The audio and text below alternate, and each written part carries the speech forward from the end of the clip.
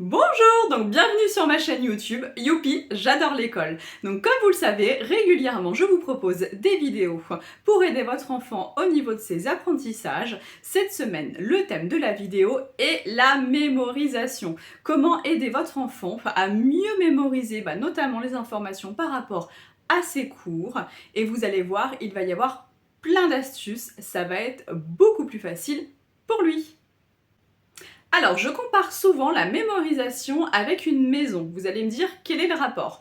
Quand vous faites construire votre maison, les fondations, les bases doivent être solides. Pourquoi? Parce que sinon votre maison, elle aura tendance à pencher soit d'un côté ou de l'autre. Votre enfant, c'est exactement pareil au niveau de la mémorisation. Si sa base n'est pas solide, on ne peut pas lui demander de mémoriser correctement les informations. C'est vraiment essentiel, capital.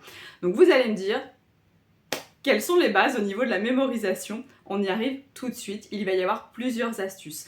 Mais je tiens à vous préciser que vraiment les deux bêtes noires au niveau de la mémorisation, ça va être le stress et le défaut d'attention. C'est vraiment les deux bêtes noires au niveau de la mémorisation. Donc vous allez voir. Allez, on passe aux astuces.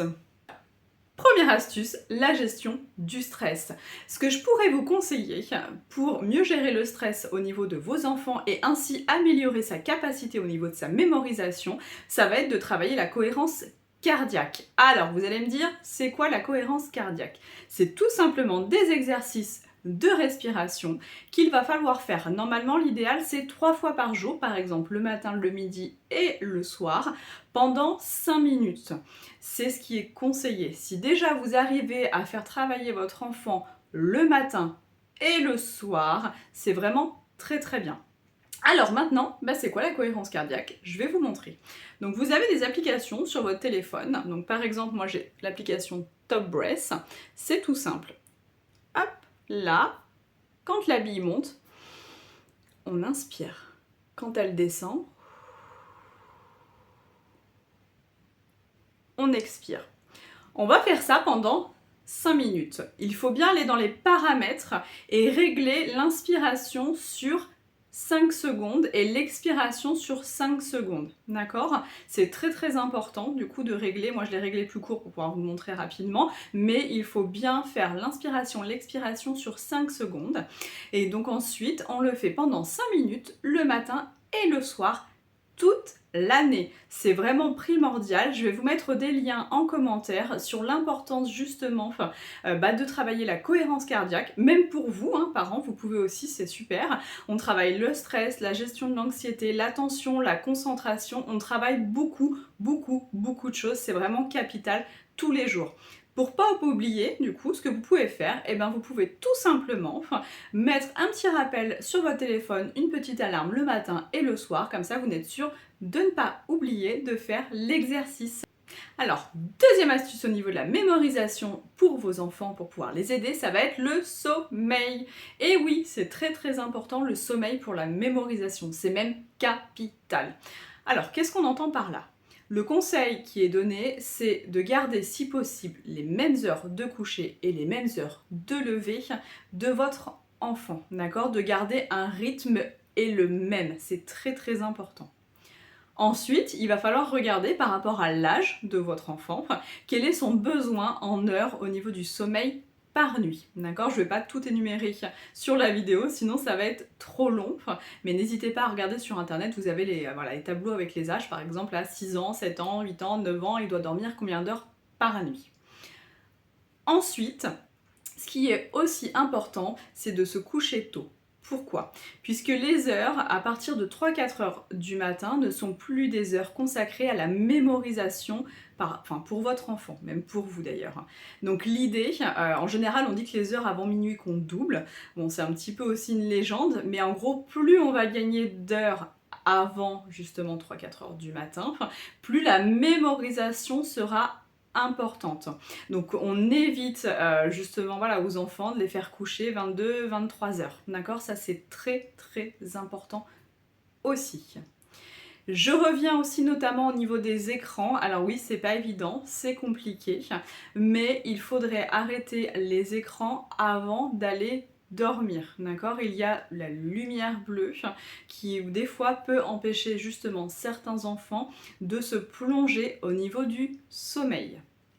Et il va être important aussi de pouvoir repérer les premiers signes de sommeil au niveau de votre enfant, parce que des fois on a tendance à se dire oui mais moi il s'endort pas avant 22 heures. Oui, mais on a des cycles, d'accord? Comme un train, du coup, on a des petits wagons au niveau du sommeil. Et peut-être là, si vous le couchez par exemple à 21h30, 22h, il a peut-être loupé son cycle. Il devra attendre le train suivant, d'accord? Donc essayez au premier signe de fatigue. C'est quoi? Bah voilà, les paupières un petit peu qui tombent, on se frotte les yeux, du coup on commence à bâiller. Et ben là, il faudrait anticiper par exemple sur le lendemain, d'avoir voilà, de se brosser les dents avant, d'avoir fait tout ce qu'il y a à faire avant d'aller au lit. Et là, on va au lit, d'accord? C'est très très important de se coucher le plus tôt possible.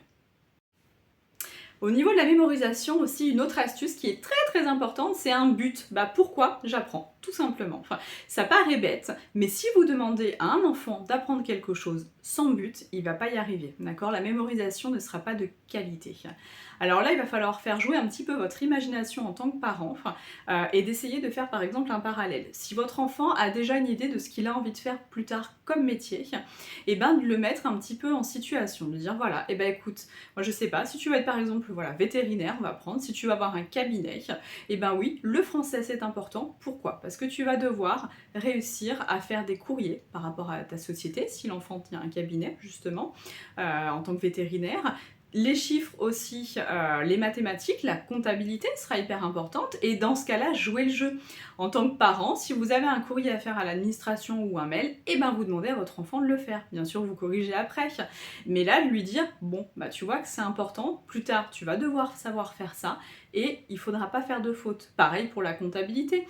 À ce moment-là, mettez votre enfant en contribution. Moi, je sais pas si vous faites vos comptes tous les mois, voilà, pour les courses ou autres, et ben mettez-le justement à contribution et dire, tu vois, pourquoi c'est important justement d'avoir toutes ces notions dans ton quotidien. Donc le but, pourquoi j'apprends, c'est très très important au niveau de la mémorisation.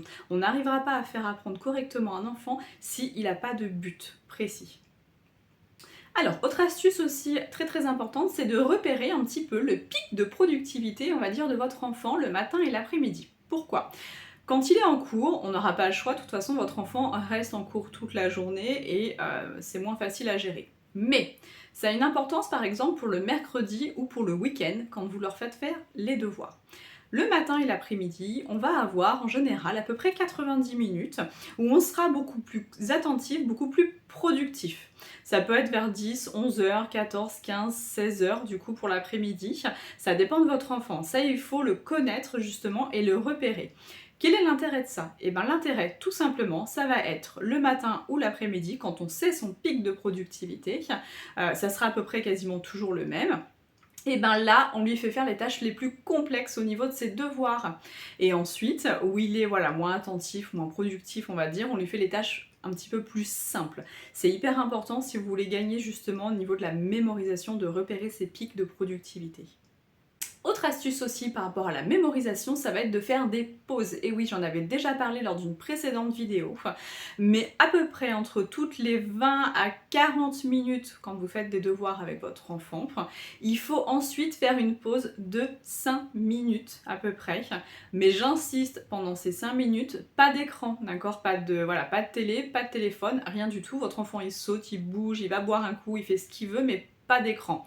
Et ensuite, on reprend le rythme des devoirs sur 20 à 40 minutes et ainsi de suite, d'accord? Notamment pour les plus grands qui sont au collège, effectivement, où des fois ça peut être un petit peu plus long. C'est hyper important au niveau de la mémorisation de faire ces pauses. On ne perd pas de temps, au contraire, on va en gagner et surtout en qualité aussi.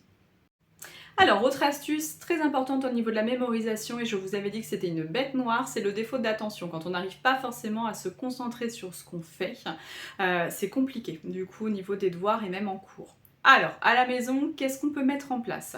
Si votre enfant, il a tendance à regarder justement à droite, à gauche, quand il fait ses devoirs, petit frère, petite soeur qui fait du bruit ou autre, maman ou papa qui attend de cuisiner du coup, et ben il peut y avoir plusieurs astuces.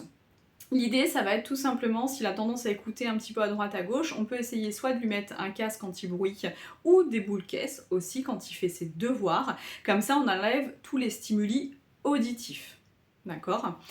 Ensuite, si votre enfant a tendance à regarder voilà, à droite et à gauche, on peut aussi lui proposer de faire ses devoirs dans sa chambre, là où il y aura peut-être moins de passages du coup. Ou si votre enfant a besoin d'être justement à côté de vous, si c'est plus pratique pour vous, dans ce cas-là, eh bien, effectivement, vous lui faites faire les devoirs, moi je sais pas, dans le salon ou autre, mais vous lui faites un cache visuel. Donc vous prenez tout simplement un carton, vous le coupez, et là on essaie de lui faire un petit cache visuel. Je mettrai des liens en commentaire, il y a notamment Ikea qui en fait un séparateur de bureau qui est pas mal, qui est pas très très cher. Je vous mets tout ça en commentaire. Et là on enlève aussi les stimuli visuels, c'est-à-dire que si vous avez les petits frères, petites sœurs ou autres qui, voilà, qui sont dans le passage, donc on enlève les stimuli visuels, les stimuli auditifs, et déjà votre enfant, ça va l'aider à être plus attentif au niveau de ses devoirs. Ensuite, j'insiste sur quelque chose qui est très important. On ne fait pas les devoirs avec les dessins animés, la télé allumée. Et ensuite, même pour les parents, donc pour les ados, s'ils ont un téléphone portable, on le met en mode avion. Même si on ne le regarde pas, on a tendance à se déconcentrer quand on entend des notifications. Même si on ne les regarde pas, c'est hyper important. Si votre enfant est en primaire et qu'il n'a bien évidemment pas de téléphone portable, vous, en tant que parent, jouez le jeu, coupez, mettez-le en sourdine votre téléphone, qu'il n'y ait pas ces notifications qui puissent le déranger. D'accord? Ça, c'est vraiment très très important. On essaie d'enlever tous les stimuli par rapport à la mémorisation. Ensuite, comment travailler justement cette attention? Il y a des enfants qui ont un défaut d'attention, de concentration, qui n'y arrivent pas. Et ben, on peut jouer au jeu ce qu'on appelle le ni oui ni non. Donc on connaît tous le ni oui ni non, sinon je vous invite à regarder sur internet. Ensuite, on peut jouer aussi au jeu Jacques a dit, ça aussi, pour travailler la capacité d'attention et de concentration. C'est vraiment deux jeux qui sont très très importants, le ni oui ni non et le Jacques a dit. Et ensuite, au niveau de la mémoire, tout simplement pour développer la mémoire, à court terme, ce que je vous conseillerais au niveau des jeux, c'est le Puissance 4. C'est vraiment un jeu qui est très très bien au niveau de la mémorisation pour travailler la mémoire. Et le jeu aussi Mastermind. Voilà, je vous mets tout aussi en commentaire si vous avez besoin. Mais c'est des jeux qui, là, sur le long terme, vont vous aider, vont aider votre enfant à développer sa capacité de mémorisation aussi. Alors, autre information aussi importante pour la mémorisation, ça va être l'hydratation. J'en avais déjà parlé aussi sur une précédente vidéo, mais là c'est capital. En gros, quand vous vous levez, même votre enfant, vous buvez donc un verre d'eau, et ensuite il va être conseillé de boire régulièrement dans la journée. Donc vous allez pouvoir donner une gourde à votre enfant, comme ça on va voir s'il a pu justement avoir sa quantité d'eau ou pas sur la journée. Et en général, on conseille de boire un petit peu toutes les 45 minutes. Mais c'est hyper important, votre corps est composé avec un maximum d'eau et c'est lié aussi directement à la capacité de mémorisation. Donc on y va, on boit. Alors, autre astuce justement par rapport à la mémorisation, c'est la dépense physique, l'activité physique.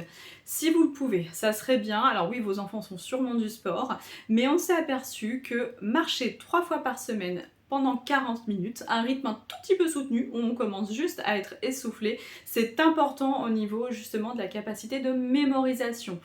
Donc faites voilà, allez vous promener avec votre enfant si vous pouvez, le week-end, balade en forêt, par exemple, voilà, dans un parc ou autre, mais 3 fois par semaine pendant 40 minutes à un rythme soutenu, il y a des études qui ont été faites, ça aide au niveau de la mémorisation, d'accord? C'est pas suffisant au niveau d'un sport, c'est déjà très très bien, vraiment une marche soutenue est vraiment conseillée, même pour vous, ça va vous aider au quotidien. Dernière information importante au niveau de la mémorisation, ça va être ce qu'on appelle un petit peu la courbe de l'oubli. Pour se souvenir de certaines informations sur le long terme, l'idéal est de revoir l'information le même jour. Ensuite, de revoir l'information une journée après. Ensuite, une semaine après. Ensuite, un mois après. Et ensuite 6 mois après. Ça va être capital, notamment si vos enfants passent des examens, que ce soit le brevet ou que ce soit le bac ou le BTS ou d'autres examens, cette courbe de l'oubli, revoir les informations à ce rythme est très très important. Le lendemain, une semaine après, un mois après, 6 mois après et 1 an après. Vous pouvez vous aider d'un petit trieur. Vous savez, il y a des trieurs justement où il y a 12 du coup 12 petits rangements. Et bien là, vous mettez les mois de l'année, janvier, février, mars, avril, mai, juin, juillet, août, enfin tous les mois de l'année. Et vous mettez, alors vous révisez pas tout le cours en entier, vous faites soit des cartes visuelles, soit des petits quiz, on y reviendra justement plus tard. Mais c'est hyper important au niveau de votre capacité de mémorisation. Donc on y va, on fonce, c'est ce qu'on appelle la courbe de l'oubli. Là, nous avons parlé uniquement de la base au niveau de la mémorisation. C'est vraiment très important de faire toutes ces choses avant de pousser plus loin au niveau des techniques de mémorisation. Nous verrons dans une seconde vidéo les techniques de mémorisation pour pouvoir vous aider à mieux mémoriser avec différentes techniques, mais là c'est la base. Ne faites pas l'impasse sur ça, c'est vraiment très important. Et je vous prépare donc la vidéo justement avec les fameuses techniques pour pouvoir mieux mémoriser. Donc j'espère que cette vidéo vous a plu. N'hésitez pas à liker, à partager auprès de vos amis pour pouvoir aider aussi leurs enfants s'ils ne connaissent pas encore toutes ces techniques. Et si ce n'est pas encore fait, eh ben, n'hésitez pas à vous abonner à la page YouTube pour être tenu informé justement de la sortie de mes prochaines vidéos.